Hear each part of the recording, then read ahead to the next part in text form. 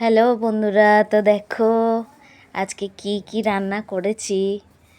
তো এই যে ভাতটা বেড়ে নিচ্ছি, সময় থাকে না যে আলাদা করে বাটিতে বাটিতে করে বাড়বো। তো তোমাদের এমনি এইভাবেই দেখিয়ে দিই, সময়ের অভাব। হ্যাঁ, তো ভাত বেড়ে নিচ্ছি আমি আমার থালার মধ্যে। তো চামচ দিয়ে উঠছে না, ভাতটা একটু শক্ত হয়ে গেছে, তো একটু একটু করে তুলছি, ভাত উঠতে চাইছে না চামচে। তারপরে দেখো এই ঢ্যাঁড়স আলুর তরকারি নিয়ে নিচ্ছি। আর এদিকে দেখো মাছের ঝোল হয়েছে, পটল আলু লাল লাল করে পাতলা করে ঝোল করেছি, পটল আলুর ঝোল।